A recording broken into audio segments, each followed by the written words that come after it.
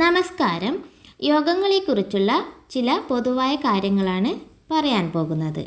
ഗ്രഹങ്ങളുടെ ചില പ്രത്യേക രീതിയിലുള്ള നിലയും ഭാവാധിപത്യവും ചേർച്ചയും കൊണ്ട് അവ ജാതകന് ഐശ്വര്യവും കീർത്തിയും പ്രതാപവും മറ്റുമുണ്ടാക്കുന്നു. അപ്രകാരമുള്ള ഗ്രഹങ്ങളെ ജാതകത്തിലെ യോഗകാരകന്മാർ എന്ന് പറയുന്നു. യോഗം എന്ന വാക്കിന് ചേർച്ച അല്ലെങ്കിൽ യോജിപ്പ് എന്നാണ് അർത്ഥം. ഒരു ഗ്രഹം ജാതകത്തിൽ കേന്ദ്രാധിപനും ത്രികോണാധിപനും ആയാൽ ആ ഗ്രഹം യോഗകാരകനായി ഭവിക്കുന്നു. ഉദാഹരണമായി കുംഭലഗ്നം എടുക്കാം. അങ്ങനെയാണെങ്കിൽ ശുക്രൻ 4-ാം ഭാവത്തിൻ്റെയും 9-ാം ഭാവത്തിൻ്റെയും അധിപനായി വരുന്നു.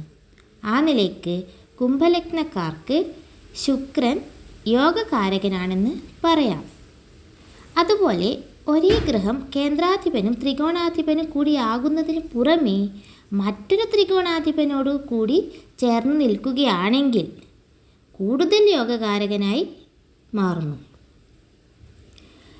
പിന്നെ ഒരു ത്രികോണാധിപൻ കേന്ദ്രത്തിൽ നിൽക്കുക അല്ലെങ്കിൽ കേന്ദ്രാധിപൻ ത്രികോണത്തിൽ നിൽക്കുക, ഇതും യോഗപ്രദം തന്നെയാണ്. ഉദാഹരണമായി 9-ാം ഭാവാധിപൻ 10-ൽ നിൽക്കുക, അതുപോലെ 10-ാം ഭാവാധിപൻ 9-ൽ നിൽക്കുക, ഇവ യോഗപ്രദമാണ്. കൂടുതൽ യോഗപ്രദമാവാൻ 9-ാം ഭാവാധിപൻ 10-ലും 10-ാം ഭാവാധിപൻ 9-ലും പരിവർത്തനം ചെയ്തു നിന്നാൽ അത് കൂടുതൽ യോഗപ്രദമായി എന്ന് പറയാം.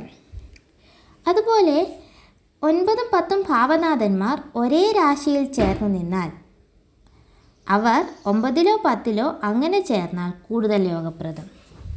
അതായത് 9-ഉം 10-ഉം ഭാവനാഥന്മാർ കേന്ദ്രാധിപനും ത്രികോണാധിപനും കൂടി ഏത് രാശിയിൽ ചേർന്ന് നിന്നാലും അത് യോഗപ്രദമാണ്.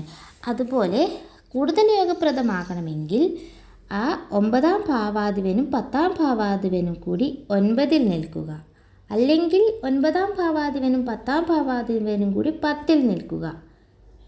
ഇങ്ങനെ വന്നാൽ ഇത് കൂടുതൽ യോഗപ്രദമാണ് എന്ന് പറയാം. കൂടാതെ മറ്റൊരു യോഗപ്രദമായ കണ്ടീഷനാണ് രാഹുവോ കേതുവോ കേന്ദ്രസ്ഥാനത്ത് നിൽക്കുകയും ഒരു ത്രികോണാധിപനോട് ചേർന്ന് വരികയും ചെയ്യുകയോ അല്ലെങ്കിൽ ഒരു കേന്ദ്രാധിപനോട് ചേർന്ന് ത്രികോണസ്ഥാനത്ത് നിൽക്കുകയോ ചെയ്യുക എന്നത്. എൻ്റെ വീഡിയോ ഇഷ്ടമായെങ്കിൽ സബ്സ്ക്രൈബ് ചെയ്യുക.